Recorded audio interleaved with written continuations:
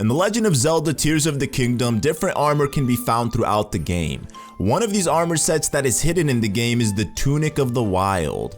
In Breath of the Wild, the Tunic of the Wild is Link's designed outfit that is only obtainable once completing all 120 shrines. However, in Tears of the Kingdom, you can find the entire Tunic of the Wild located in the depths, and I'm here to show you where it can be found. So to start off, the tunic pieces are hidden in chests across the entire depths.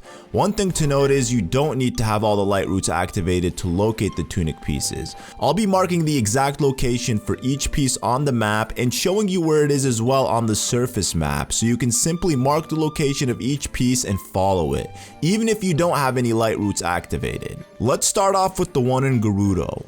Here's the location. Be sure to drop a pin right here. And here's what it looks like on the surface map, just in case you don't have any light roots activated. Now let's begin. So in the depths are 3 dark skeleton locations where a piece of the tunic sits.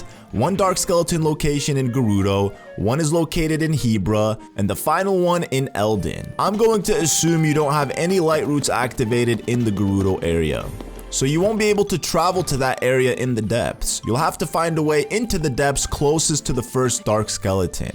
I'd recommend traveling to Gerudo Canyon Skyview Tower, launching from the tower and traveling south to East Gerudo Chasm. Once inside the chasm, start traveling west from the entrance, as you'll be able to activate 3 light roots along the way. Make sure you have tons of bright bloom seeds, as it gets really dark sometimes and becomes impossible to see. So while traveling west, you'll come across the abandoned Gerudo mine. You can battle Master Koga, leader of the Yiga clan, and obtain a huge crystallized charge and a schema stone. Be sure to activate the light route to fill in your map.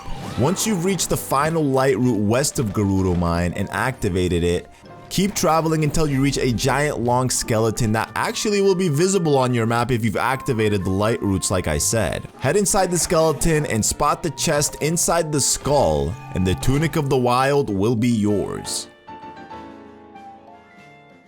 Next up, let's head north to Hebra. Here is the exact location for the Cap of the Wild, and here it is on the surface map, so be sure to drop a pin exactly right here. Now that you've placed your pin, I'm going to once again assume that you have absolutely no light roots activated beneath Hebra.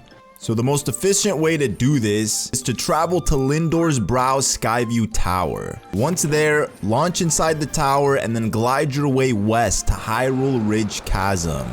Dive inside, and once below the surface, activate the light route directly next to the chasm entrance if you don't have it activated already. Now begin traveling north towards the pin. You'll have to climb a lot of mountains to continue on forward, so it would be wise to have as much stamina as possible. Be sure to also have blooming seeds to light up your way. You should be able to activate 3 more light routes before reaching Hebra Dark Skeleton. Similarly to the one in Gerudo, head inside the skull and there sits the Cap of the Wild.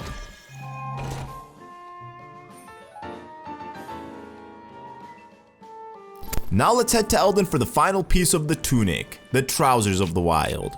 Depending on what you've completed in the game, the approach for this one can be different. You can either head to Typhlo Ruin Skyview Tower and enter the depths through Drennan Highland Chasm, located just west of the tower, or if you've completed the Fire Temple, you can simply travel there, which would be better as it's much closer to the Dark Skeleton. This one is really easy. From the Fire Temple, directly make your way north. Be sure to have flame resistant gear on, as Link will burn without any down here. Simply travel north from the temple, lighting your way with blooming seeds, and near the dark skeleton to the left sits a light route. If activated, it makes exploring that region so much easier. Similarly to the 2 previous pieces, head to the skull of the skeleton, and inside, a chest awaits with the final piece of your gear. There you guys have it, the Tunic of the Wild set. If you enjoyed this little tutorial, be sure to drop a like and subscribe to the channel for more Tears of the Kingdom content.